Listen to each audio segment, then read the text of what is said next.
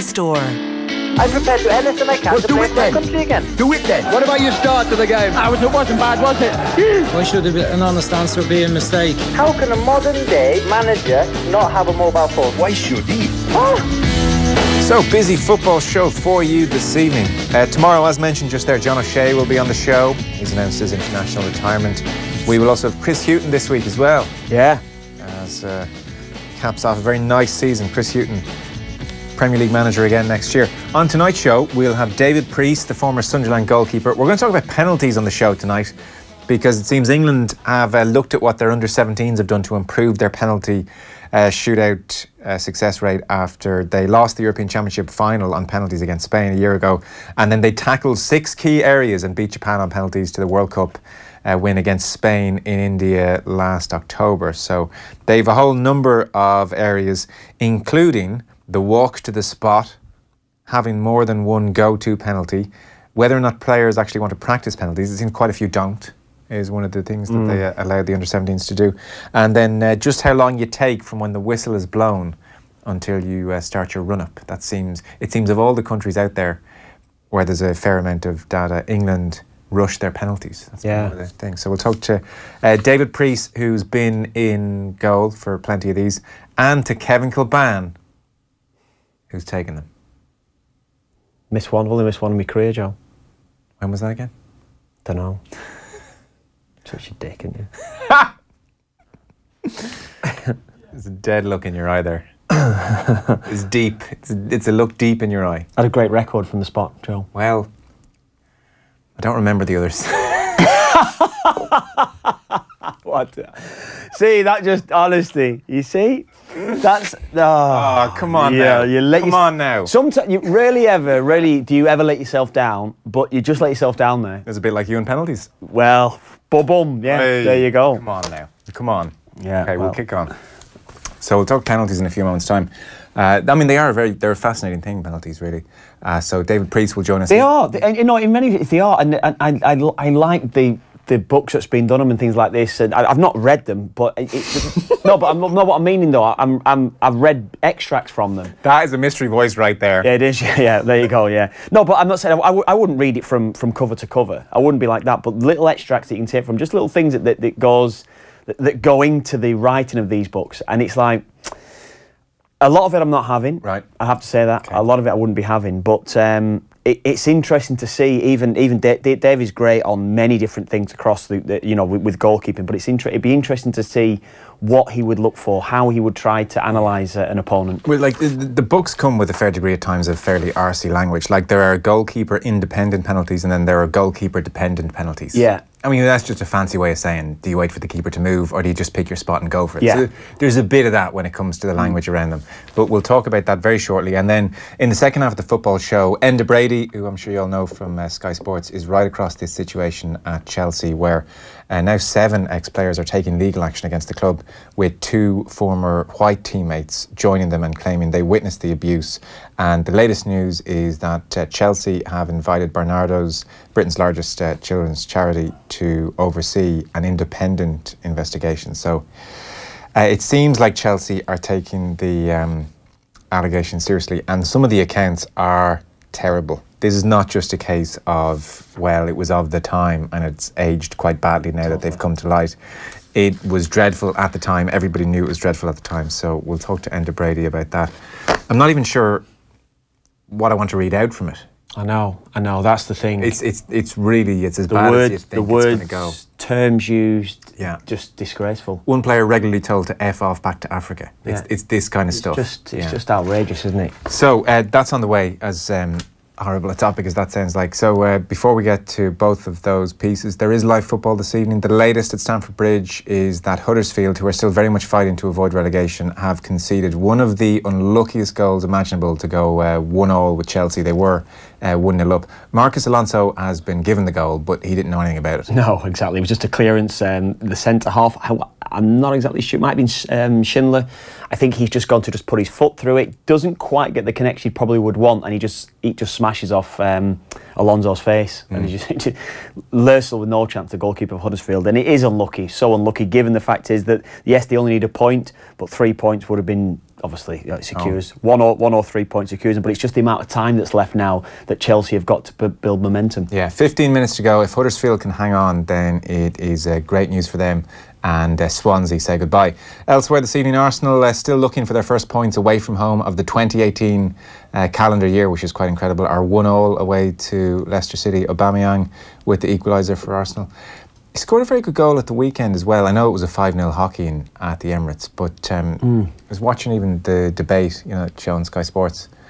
Why don't they show clips on that show, by the way? I know. I don't understand it myself. It's Sky Sports, you have access to the clips. Yeah. They should be doing Gary Neville-esque analysis on that show. Instead, it's like, come in. They're not putting any effort into it. Well, it's easy. It's just a radio show. Well, that's what I'm saying. And I think as well, they could actually, you could build good packages from it. You could actually go more in depth and look at more analysis. They said it wouldn't be for some, but I'd like to sit there and watch and get good analysis from.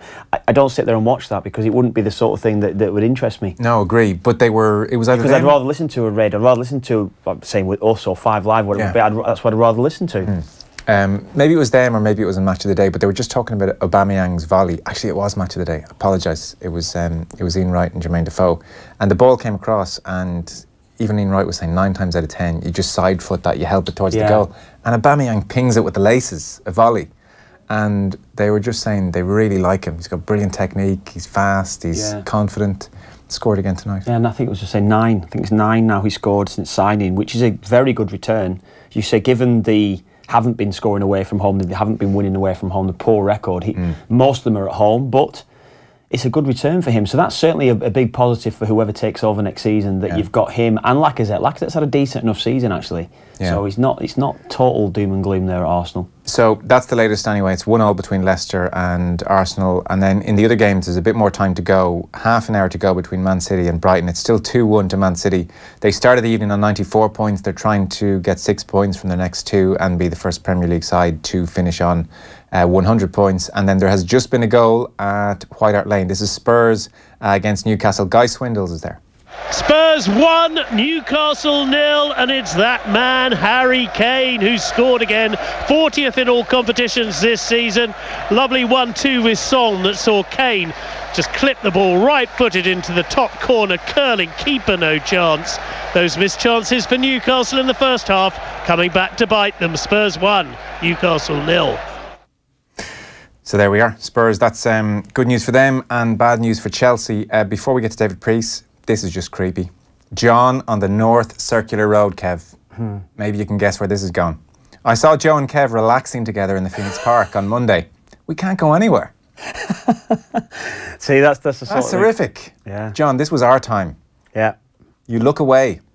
Saw Joe and Kev relaxing together in the Phoenix Park on Monday. Even on their days off, they spend their time together. It was quite touching, really.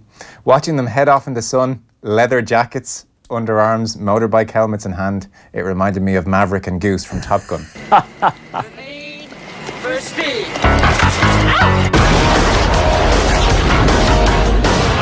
That's JP's idea of music. Just 2 things I'd like to know. Can we pull down the music a bit more? Just 2 things I'd like to know. Who's Maverick? And was there more than one bike? That's even better. That's a good end. Kev and yes. Yeah, maybe. I don't know. I don't know. It was a nice day. We had a nice day Monday, didn't we? Yeah, it was good. Went on both of bikes. Yeah. With engines, not bicycles. And I took Kev out to Dollymount. Yeah. For a look there. Went to Happy Out for a toasty and a cup of coffee. Yeah, it was lovely. Chewed the fat, and then we swung by to the Phoenix Park, where we got another coffee. Yeah. You had a tea, and I had a slice of carrot cake, and you had some lemon thingy. Lemon cake, yeah. Lemon cake, and chewed the fat there at the tea rooms for another half hour, 45 minutes. Good, in the sunshine. Yeah. It's good. It was a perfectly nice way to spend a few hours together. It was, yeah. It was good. And John on the North Circular Road sat there beady-eyed, just looking at us the whole time. Yeah, we spoke about the things that we couldn't get away with talking about on air, Joe. That was it, wasn't it? John, were you within earshot? Let us know. So, right, let's talk about this penalty situation then, because it is a very interesting topic. Yeah. So, England are reviewing their penalty shootout plans ahead of the World Cup. I know this is one of those stories that tends to crop up before every World Cup, but it seems Gareth Southgate, who knows what it's like to miss a penalty, is all ears to any new approaches. So since 1990, England have exited 6 tournaments in penalty shootouts, and their World Cup under-17s team have been testing various spot kick techniques. They obviously won the World Cup against Spain on a penalty shootout last October. They've tried various things, including, and we won't be able to get into all of these, approach to practicing, psychological approach, how spot kicks affect extra time performance, organising before the game who will take the penalties, the walk to the spot, and having more than one go-to penalty, and also the amount of time they take between the whistle going and them actually taking the penalty kick. So to discuss this and everything else, we have David Preece on the line, former Sunderland goalkeeper. Evening, David. Good evening, gents. Thanks for joining us. So I presume, the great cliche we hear when it comes to goalkeepers is you've nothing to lose and everything to gain, and penalty kicks are great from your point of view. Yeah, that's very true. I think that a lot of the penalty situations are played in the mind. You know, there's obviously lots of things you can do to arm yourself and prepare yourself for penalty kicks, but at the end of the day, it's about what you do in that very moment. Can I ask you, Dave, we've been talking about it today, what makes a good penalty taker and a bad penalty taker, and obviously then from a goalkeeper perspective, a good saver of penalties and a keeper that's not very good at saving them? It sounds very simple to me. What would you define as good and bad in both aspects? I think from a taker's point of view, what a goalkeeper doesn't want, or what he's looking for actually, is a pattern in history, in the player's history. You know, you do all your homework, you do your preparation, even simple things like, which foot to use, preferred areas, and then you break it down, and that's where it really gets interesting. You're looking for those patterns to have a sequence. Just depend on what time of the game it is, more pressure later on in the game, obviously, what scoreline it is. And I think when from a keeper's point of view, what you don't want is somebody who's got a very varied variety of options. People have placed it in equal space, so equal space between down the middle and right and left. So from a goalkeeper's perspective, that's what you don't want. Interestingly, one of the big issues that they have decided is facing English penalty takers is that they rush their penalties. So the time between the ref blowing his whistle to signal you can take your penalty and then the run-up by the player, from an English point of view, it turns out is quicker than any other nation on the data that they have. So, I mean, they're summing this up as almost a sense of wanting to get this thing over with, and the whistle almost signals the start of their run, as opposed to, it seems, the better penalty takers almost standing there and giving you a look and taking a second. Yeah, and I think sometimes from an English point of view, we've always seen it as, the more there's delay in a penalty, that it can play in your mind a little bit more, so you rush it. But to me, it's a sign of anxiety, and the longer that you have, and maybe take time to take a deep breath and settle yourself before you go into it, and just, even if it's a bit down to sort of visualisation, giving you a chance just to walk through in your head what you're going to do, similar to what sort of golfers do when they're putting. I know Tiger Woods used the technique of visualising and sort of blocking things out when his father was throwing things at him and try to distract him, and so he can keep himself focused. Yeah, well, golf is an interesting parallel because I suppose it's one of the few times where footballers have to pull the trigger from a standing start. And what a lot of them are doing in golf now, like I know I was talking to somebody in the Pelt school, Phil Mickelson has like almost a kind of metronomic approach with a number of steps in it, like 5 or 6 steps. So it might be he stands there, and part 1 might be he taps the handle of the club, then part 2 might be he leans the shaft of the club forward, part 3 is he looks, part 4 is he looks back, then he does something else, and then it's a takeaway, and then it's shoot. So actually, while it looks as if when we're just watching him as if he's standing there, in his head he's hearing the beat of a metronome, and he's doing tiny little things in accordance with that, and it's all, I suppose, to get out of his own head and set some kind of a rhythm up. Now, I dare say, Kev, as a footballer taking a penalty, you never gave any thought to how much of a gap you leave between the referee blowing the whistle and starting your run-up. I didn't. It'd be interesting to get David on this one as well, but I think in general, no, whistle goes. In fairness, you probably just, what you kind of do, and what again, probably not, I didn't take an awful lot of penalties, but it would have been ball down, just it would be kind of a rhythm thing though. Right. not necessarily counting the amount of steps back, but just getting into a rhythm where you're just quite comfortable with everything, you know. And that's kind of how I would have done it if I've taken penalties, particularly in shootouts or the odd penalty here and there that I would have taken. But I think the interesting thing as well is we were saying to Dave even before around it as well, you know, what constitutes a good and a bad penalty? It only constitutes a good penalty if you've scored. You could strike, they could hit the most cleanest of penalties, think that you couldn't do any more, but with the difference between Phil Mickelson getting his rhythm is, you've got a goalkeeper that's actually trying to read exactly what you're doing as well. That's the difficulty, I think, that you could hit the perfect pen and you might not necessarily score it. David, what percentage of Premier League players gave you the eyes? How often, because even at my rubbish level compared to what you two have done, I used to take penalties and... Did you? Yeah. And I used to wonder, what corner should I look into here? Do I, what on a Premier League level, what percentage double bluffed you? How many looked where they were going? I don't think you should, you know, as a goalkeeper, should be led into games like that. Like I said, if you've done your homework, and it's not just about sort of the past history as well. You know, like I said, about being interested and going a little bit deeper than that.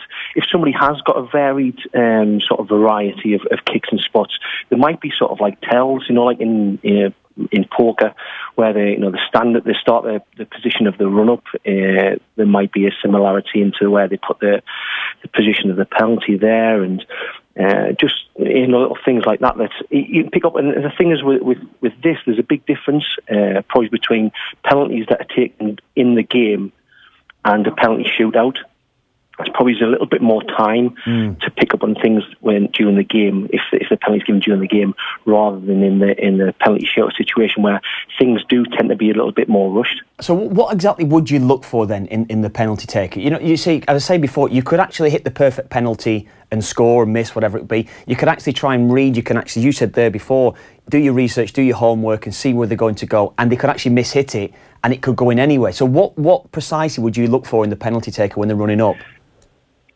I think you look at somebody like Diego Alves, who's probably the best penalty saver out there. He's got a penalty a save percentage of 46%, where the average goalkeeper would expect to save 1 in 4, 25%. And he never really gave up any big sort of secrets about what he did, but he just sort of like he called it intuition, but it was kind of like talk about visualization. Seeing it through, talking himself through in his head where it's going to go, and that's what kind of works for him. But I mean, for me, like I said, it was mostly down to the homework, and then how you feel on the day. I mean, I remember when I played up in Aberdeen, Henrik Larsson was taking penalties for Celtic, and my manager before the game, I always I'd done a bit of research. I was going to go to my right, and my manager just said to me, "Just look, he's going to hit it down the middle. Don't dive early. He's going to hit it down the middle." And of course, he hit it to my right, and it makes you look a bit of a fool. So it's sometimes you just got to stick to what you're thinking yourself as well. I remember reading David Seaman saying the standing foot was a very good indicator. That always struck me as very late in the day to decide to dive, though. Sorry, what was that? I remember David Seaman saying that the standing foot, the foot they plant beside the ball, whichever way that was pointing, was often a very good indicator. But it struck me as very late in the day for a keeper to react. It is, and I think I'd always say to a goalkeeper, especially with if you've got someone like Eden Hazard, who's kind of he's a type of taker who waits for the goalkeeper to move before he makes a decision. He has quite a slow approach to the ball. Then, if you approach against something like that, then you've got to you wait as long as possible, and it's kind of a game of chicken, really. You know, you're hoping that his slow approach to the ball means he's not going to get enough power on the ball, which will give you a chance. And sorry, did you prefer that as opposed to the guy who had picked his spot before he was near the ball and was going to welly it in that direction? Did you prefer we were just using some of the terminology is a little bit pretentious, but there's goalkeeper independent and goalkeeper dependent. I suppose Hazard is goalkeeper dependent. He's waiting for you to make that first move. Which was easier to deal with? I think probably somebody who takes a fast approach, really, who sort of strides up to the ball with a fair bit of pace, simply because then in your mind you think it's going to go with the natural swing of their legs. So if it's a right foot, it's going to go to your right, and obviously left foot to your left. So it's from that point of view, that kind of made it a bit easy, because then you knew they were just going to go for power, and it kind of gave you more of a clue which direction they were going to go. Yeah. Just one thing you said there, though, on the research of penalties. You said before that it's different from a penalty shootout from a regular penalty taker. So the regular penalty taker you can obviously study, but then you're going to be going into the bit of the unknown then on the penalty shootout. So is that then just a case of trying to read body language, or would you have tried to have look at certain penalties that they would have taken in shootouts before? Yeah, I mean, that's it. Like, you hit the nail on the head there about sort of the research, because then you'll take the research, what they've done from penalty shootouts previously. And sorry, would you got that analysis then, or got that sort of information from the keeper coach just before the penalty shootout? Is that how it would have gone? I mean, obviously there's different ways. I mean, I think was it Ben Foster quite a while back? He was at Man United when they gave him the iPads to look at, and of course in those situations it's not. You can't keep referring to an iPad or something like that, but I mean, it can all be written down on pieces of paper, and even that can be used. That tool can be used as sort of distraction as well, because when we spoke about free kicks before on here, we talked about disrupting the thought process of the taker. If you're standing there holding a piece of paper and the taker's looking at you, then it starts setting his mind into motion, thinking, well, he's done his research, where do you think I'm going to put it now? Yeah. It's a bit like the better, obviously the very top players, like sort of Pilo showed with Joe Hart quite a while ago, that it takes a lot to unnerve them. That's why they're the very best. Yeah. Van Gaal, of course, at the last World Cup made a substitution for the penalty shootout. Tim Krul, wasn't it? Yeah. I mean, you just wondered to what extent that was just purely to psych players out, and it certainly did the trick. Kev, I'm wondering, the other interesting thing which struck me about this review that England have undertaken based on what their under-17s did. So there was one, the length of time from whistle to kick, so there was a tendency to rush it. The other interesting thing they found was that, having spoken to all the players, very few of them wanted to actually practice penalties. They didn't feel it did them any good. That's opposed to what Clive Woodward would have said. Yeah, or many others. I know Mick McCarthy didn't have you guys practicing. I would have thought... Oh, we practiced, though. We did practice every day. We did practice every day, right. Yeah, we did. Well, then but his belief was... It's a waste of time. It kind of is, yeah. Okay, but he still did it. I would have thought the more you practice, at least there is a base level technique to fall back on, and if anything, that will help you, that base level technique under pressure. I'm with you. It's interesting what we're talking about there as well. They've just maybe a quick one, I suppose. The most technical, gifted strikers of a ball that I would have come across generally would have been fullbacks, perhaps maybe even central midfield players. You would never necessarily have a striker as being your most technically gifted striker of a ball. That's the way that I would have thought it. I don't know what maybe your thoughts are on that when you've worked within coaching setups as to who you'd actually choose taking a penalty. No, I think most of the time it's as much about sort of nerve as it is about technique. I think you can probably think back yourself to most clubs you play that way. You're right. It's probably somebody who's more maybe he's not technically gifted, but they've just got more power and like I said about being a sort of a mental aspect to it as well. The people who are comfortable taking it, who actually confident in what they're going to do, and they've got a clear sort of a clearer head, and there's no disturbing that. Was there anyone that you just couldn't crack? I mean, I don't know. I mean, there probably wasn't that many players who I come up against who I conceded too many penalties against. So it was, it's probably difficult to ask now. Yeah. What was your record from the spot? It wasn't that bad. I was probably about 1 in 3, probably about 30%. So it wasn't just a little bit above average. I did go through one season when I was at Darlington where I saved 6 penalties, which probably put my average a little bit up, but. That's probably a slight against defenders in front of me who are giving them away. It's interesting. I was reading Graham Souness recently said something which echoed what Matt Le Tissier had said before. Souness was talking about the shootout in Rome for the '84 final. He was writing about it. And he said something that Matt Le Tissier said as well. Obviously, Le Tissier's record is obscene with his 48 out of 49. So Le Tissier, when he was taking a penalty, always was going right-hand side from his point of view. So he was opening his body, he was opening his foot out. Yeah. He was going right-hand side.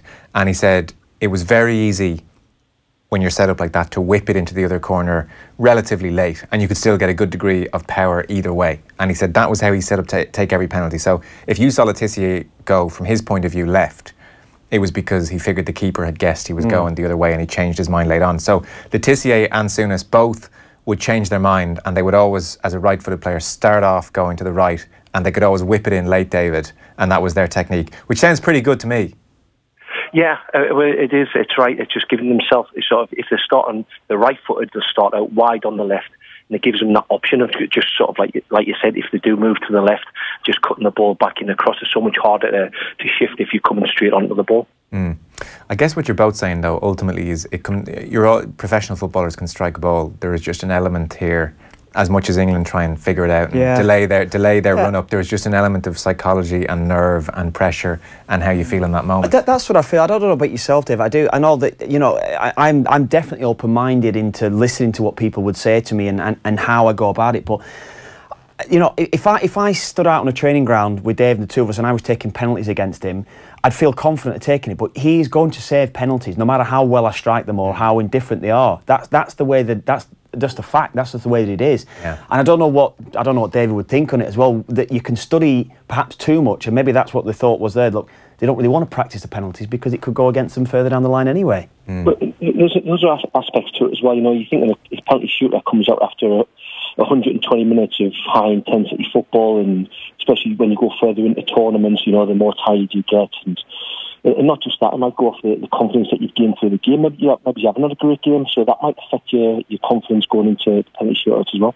Yeah, absolutely. David, listen, pleasure as always, interesting as always. Thanks so much. Thanks, Dave. Cheers. That's David Preece, their goalkeeping coach and former Sunderland goalkeeper. There has been a penalty between Leicester and Arsenal. Let's get over to Shane Pennington. It's Leicester 2, Arsenal 1. Jamie Vardy's fired Leicester back in front from the penalty spot. It came after Henrik Mkhitaryan had fouled Damari Gray inside the penalty box.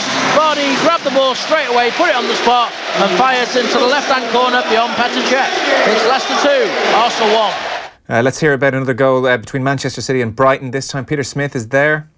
City 3, Brighton 1. Fernandinho scoring the third goal after City worked a corner short. Sane provided the telling pass. That's his third assist of the game.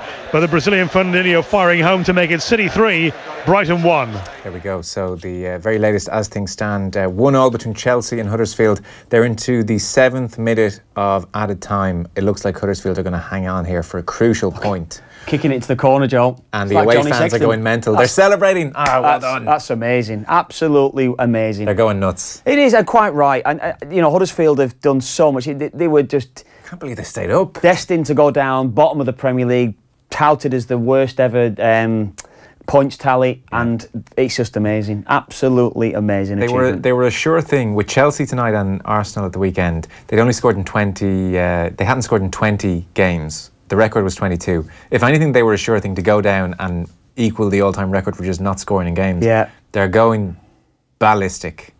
Incredible. It is incredible. It is, and there were still the doubts in my mind over the last couple of months. Even when they got these big wins, they kept picking up. You're thinking, are they going to have enough? They do look like they're going to struggle, but they've produced one-off results out of nowhere when you least expect them to. And to get a draw at Man City at the weekend, and then go to Stamford Bridge tonight and get a draw, 2 draws against the champions from last season, this season's champions, says it all about the character. It's unbelievable. Amazing achievement. Yeah. So David Wagner and his team going crazy. An amazing result for them. Huddersfield, Chelsea, 1-1 full time. Huddersfield survive, and that is Swansea very much down. Another goal, I'm being told, between Leicester and Arsenal. Let's go over to Shane Pennington. It's Leicester 3, Arsenal 1, and Riyad Mahrez has killed the game off from Leicester's point of view. A big ball over the top from Harry Maguire, set him free down the right-hand side. He cut back in on his left foot and slotted it beyond Petr Cech, and that surely is game over now. It's Leicester 3, Arsenal 1. Bloody Arsenal away from home. It's unbelievable. They've cut to Patrick Stewart there in the crowd, and he's in tears. Yeah, there you go. 1-0 Spurs against Newcastle, 7 minutes to go. It was Harry Kane who scored for Spurs in one of the least interesting statistics of the evening. That's Harry Kane now level with Spurs' 6th all-time top goal scorer. Is that what it is? Yeah, it's not exactly going to make a headline, is it? 6th, joined 6th on the list. Well, probably some of the names above him. There'll be some big names there. Yeah. There's Sheringham probably there, Jimmy Greaves, of course. I'll dig it out. I presume Greaves is number 1, isn't it? Yeah. So before we go, Bank of Ireland are giving over their jersey sponsorship to the Irish Heart Foundation for the Guinness Pro 14 semi-final between Leinster and Munster 19th of May to mark the launch of the CPR for Schools training programme, which involves 300,000 school kids. And it's an issue worth highlighting. Approximately 5,000 people die of sudden cardiac arrest every year. We're giving away a pair of tickets to the game. Prize includes pre-match hospitality and an overnight stay as well in Ballsbridge Hotel. Just Identify Our Mystery Voice says when he's not in the golf course, he loves nothing better than a jamming session with some of his PGA Tour colleagues. I've been in plenty of shitty groups over the years. Text your name and answer to 53106 for 30 cents. We'll announce a winner later on the show. All with thanks to Bank of Ireland, sponsor for a day. Hero the game days, hero the great work in schools, hero inspirational stories. Short break. We'll keep an eye on the live football, and then we're seeing scenes at Stamford Bridge. And they're very happy scenes, but this investigation into the racism, systemic racism, which is alleged to have happened, is very grim indeed. And Sky News' Enda Brady will join us next. Football on Off the Ball. Brought to you by the BoyleSports App. Cash out and in-play betting available in the App Store and Google Play Store. News Talk Breakfast. I heard Stephen Donnelly saying Fianna Fáil wants Tony O'Brien to resign immediately. Can you ask him what happens if he doesn't? What will Fianna Fáil do? What we can do is call on the government to ask Mr O'Brien to resign. We know there was a cabinet meeting yesterday and at least 3 of the ministers present voiced their view. They can do more than that. They are dependent on you for supporting it all. This is about making sure that the women affected get the support they need and making sure that the thousands of women out there who've requested a callback get the clinical support they need. Everything else is just politics and pageantry within the Dáil. News Talk Breakfast, weekday mornings at 7. In association with AIR. Hear the full News Talk Breakfast podcast at newstalk.com and on the News Talk app. Oh, you're awake, wide awake, ready for the day at 4 a.m, aren't you, Max? Look at you. When you have a newborn, you want to devote all your time and energy to them. That's why Irish Life Health provides a home cleaning service to help lighten the load, so you can spend less time in household chores and more time focusing on your family. Find out how we can help keep your family healthy. Search irishlifehealth.ie or contact your broker. Available on selected plans. Irish Life Health Tech is regulated by the Central Bank of Ireland. Terms and conditions apply. Hi, Kevin O'Brien here of Leinster Lightning and the Irish cricket team. And I'm Laura Delaney, captain of the Irish women's cricket team. Cricket is the perfect summer sport where new players are always welcome. Cricket is one of the fastest growing sports in Ireland. And with 42 clubs in Leinster, there's one near you. And they're all on the Cricket Leinster website, cricketleinster.ie. Cricket Leinster, you're welcome. Eastern philosophy from FBD Hotels. Go east and relax in our Castleknock Hotel, a nudge from the bright lights of Dublin. Refresh in our spa before cocktails in our Lime Tree Bar. Or go southeast and recharge at Faithleg, our majestic estate in Waterford. Find golf, a splash in the pool, or afternoon tea in our Aylward Lounge.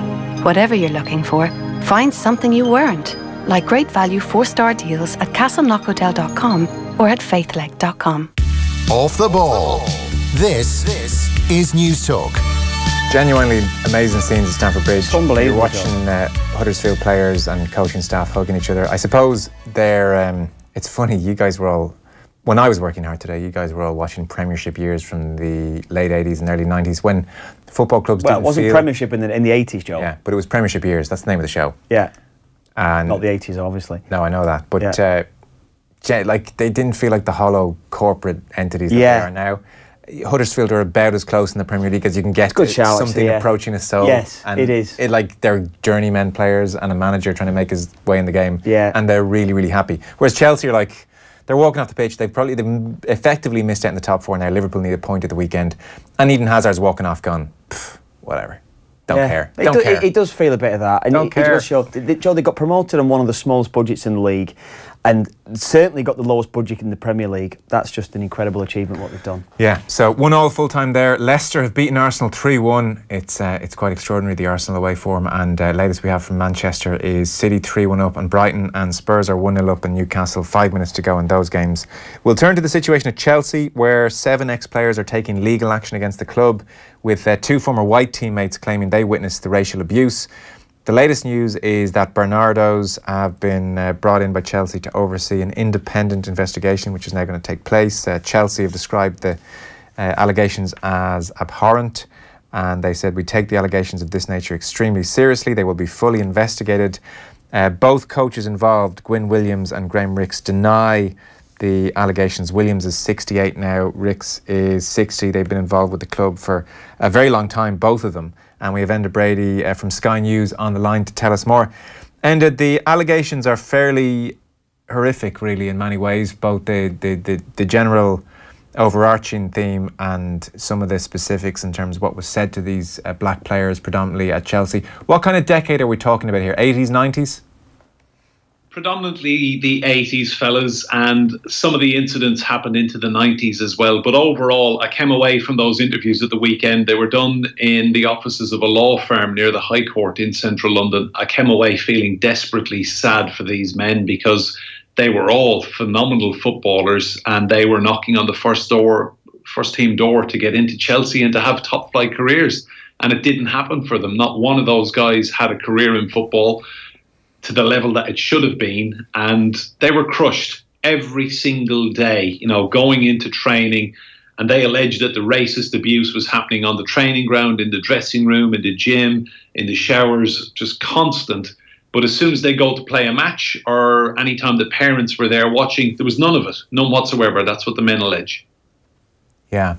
We wouldn't usually be squeamish actually on this show. We would generally just give a health warning and accept that we're all adults and read out some of the abuse. But actually, some of it I just don't think we should read out on the radio. It's off the scale. It's off the scale. I struggle with this. Yeah, suffice to say, this is not what might be regarded as quote-unquote football banter, which was of its time and has aged quite badly now that it's come to light.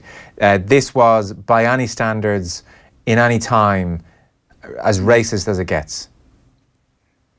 I looked at some of the comments under my story on social media over the last couple of days and had people with no knowledge of these men, people who had not sat in a room with these guys as I did on Saturday for 5 hours listening to their stories. These are fully grown men, and you cannot in any way, shape or form describe what happened to them as banter in inverted commas. The allegations are extremely serious. I rang Chelsea Football Club. I spoke to their director of communications. He came straight back to me with a statement and he said that the club feel that these allegations are abhorrent. They've offered the men counselling. They've put that statement out there. All 7 players now, 3 came forward previously, 4 at the weekend, so 7 in total. And this time what's different is, off the back of a story that was on Sky News a month ago, 2 former white teammates have come forward to say that they were there, they were on the training ground, they were in the dressing rooms, and they say they witnessed the racist abuse. And they said that quite simply, it has haunted them for years, the fact that they were children, 15, 16, 17 years of age, all desperately hoping to have careers in football, but they never felt that they could stand up to the individuals allegedly meting out this racist abuse because they had the power at the club and they could make or break careers. And there were so many individual stories. One guy told me a story on Saturday and he was such a lovely man, a really pleasant, placid guy, and he turned up for the interview and he was nervous and he said to me, look, he said there was a Players Player of the Year award. He said the votes were cast, all the bits of paper were counted up, and he said the captain of the team came to me and said, oh mate, you've won, you're going to be Player of the Year, Players Player of the Year. And the award night happens, everyone sits down and the Players Player of the Year award is read out and he's getting ready to stand up and go get his award, and it's given to another guy who just happened to be white. And he said he found it heartbreaking. He said he went over and he wished him well, said, well done, young player coming through the team like everyone else. But he had looked at the figures. He was told by the captain that you are Players Player of the Year. And then when it comes down to it, he alleges that a coach intervened and gave it to someone else because he was black. Yeah, and that is about the least offensive story I read of yours today, as well as the other thing. It is. Well, and I just wanted to ask you about the of course the racism that was clearly going on, or it seems quite clear was going on. But was this just internally? Was this just actually on the training ground when there was nobody else actually to witness it, i.e. parents maybe around that could have been around the training ground, but particularly on games on weekends when they were playing in the youth team? Did it happen in view of anybody else, or was it kind of something that was kind of a hush-hush, kept within the dressing room, kept within the confines of those dressing rooms, or did anyone actually witness it around the squad? The players told me that it started from the moment they would turn up, from the moment they went to the club in the morning training, and they're young lads, 15, 16, 17, YTS boys as they were back then, academy players that they would be now. Never done in front of parents. There was never a word out of place. This is what they allege in all the interviews I did at the weekend. I interviewed all those players and the white players as well. and they say it was done in a very, very nasty, malicious way. It was behind closed doors. And if anyone did raise a question about why are you saying that to him, the defence, this is the allegation, the defence from the coach would be, look, if you can't take this kind of banter from me, you have no hope of having a career in front of a terrace full of thousands of people calling you black this, black that when we play away. That was what was said to me at the weekend. But in answer to your question, as soon as they went to other clubs, playing away matches or on match day itself, or when any parents were at training, there was none of it whatsoever. And the players all feel that it was done to crush their spirits. And one other player, the guy who was the goalie in the Chelsea youth team in the early 80s, Grant Lunn is his name, if anyone saw my report, big stocky guy. He's white, and he said to me it was done to kill careers. He said that it was quite obvious that young black kids in those days at Chelsea, and I have to say for the record, Chelsea right now is a world-class environment, completely different from anything that allegedly went on in the 80s and 90s. But they say that it was quite simply done to kill careers, and these young black guys did not stand a chance in the 80s. Just a final word on Gwyn Williams and Graham Ricks, because people may be vaguely familiar with some of the names. So Gwyn Williams is 68 now. He had a whole heap of different roles during his time with Chelsea. He was there since 1979. He's credited with having discovered John Terry. He was assistant manager for a time to Claudio Ranieri. He was a scout for Mourinho before leaving the club. He left. Graham Lasso accused him in his book of making homophobic comments to him. And then he went to Leeds. He was very close with Ken Bates, and he was dismissed from Leeds in 2013 after emailing pornographic images of women to a number of colleagues, including the female receptionist at the club. And so he left there. And then Graham Ricks, he was briefly caretaker manager. He was assistant to Ruud Gullit. In March 1999, he admitted 2 charges of unlawful sex with a 15-year-old girl and indecent assault, was sentenced to 12 months in prison, served 6. Couldn't get a job when he came back out, but was reinstated by Chelsea after his release from Wandsworth Prison, and was first-team coach when Vialli's Chelsea won an FA Cup in 2000. I wonder how well that sits with Chelsea now. But it's important to emphasise they are not proof of guilt in any way of the situation we're discussing, and both men deny the allegations. Yes, 100%. There has been a statement from a solicitor on their behalf that was issued in March saying they completely deny any and all allegations of racist or other abuse at Chelsea during their time there.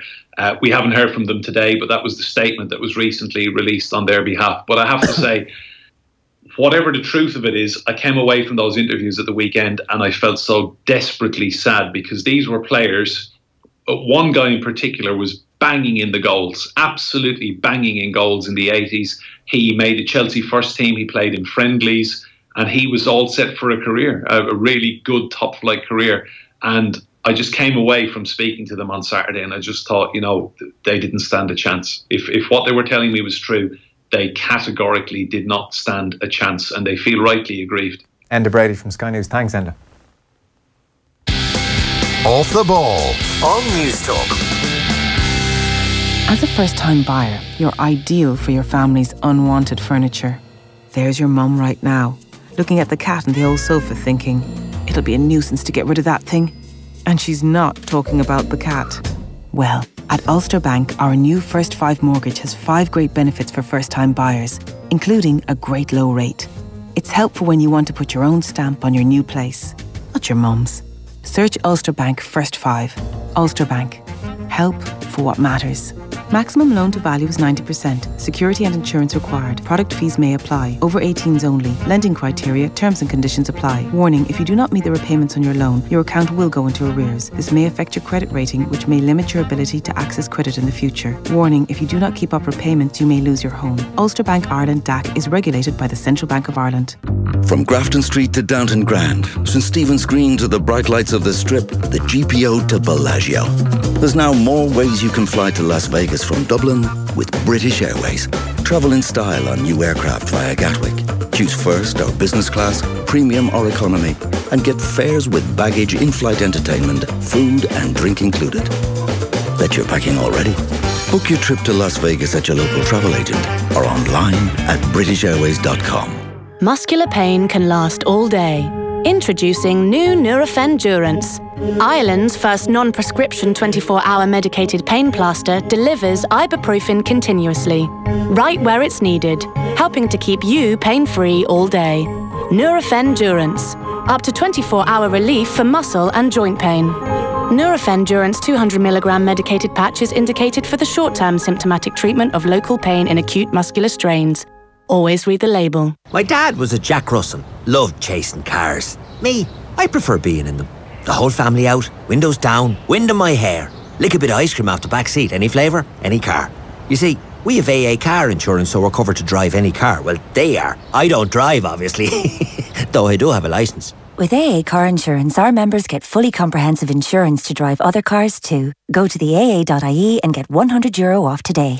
Who's got clever car insurance? Excludes value product. €100 discount available until the 31st of May 2018. Minimum premium of €280. Acceptance criteria, terms and conditions apply. AA Ireland Limited, trading as AA Insurance, is regulated by the Central Bank of Ireland. Off the ball. This is News Talk.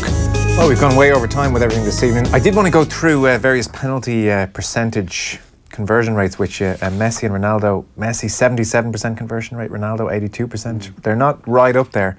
We'll do that another time. It's funny, but you consider them both, more so Messi as a poor penalty taker, but he scored 100 penalties. He's taken 100, scored 77, missed 22. Sorry, yeah, there you go. Yeah, but missed 22. I know, but yeah, there you go. Go on. No one's telling Messi not to take penalties. We'll come back to that. Because there's some really interesting conversion rates. Tonight's mystery voice was, of course, Shane Lowry. I've been in plenty of shitty groups over the years. Congratulations to Tommy Moore. Tommy, you've won a pair of tickets for the Leinster-Munster game, 19th of May, pre-match hospitality and a night in the Ballsbridge Hotel as well, with thanks to Bank of Ireland and the Irish Heart Foundation. OTBAM 7:45 tomorrow. Jaron Owen back with you tomorrow. All the usual places, facebook.com/offtheball, Twitter, YouTube. Alan Quinlan and Ronan O'Gara on the show tomorrow. And do get your rugby tweets, texts and comments through, and you could be named the Heineken Star Comment of the week. Win yourself some very nice prizes. And then tomorrow evening, Tommy Martin is presenting. Dan McDonald with him. Kev will be on the show as well. Beautiful Tommy Martin. Hey, listen. That's what he likes to be known as. John Giles, Tommy Welsh will preview the start of the Leinster Hurling Championship, and Chris Hughton will be on, and John O'Shea will be on. So how's that for a lineup right across Off the Ball tomorrow from the morning all the way through? Tom Dunn is on the way next. We'll chat to you tomorrow.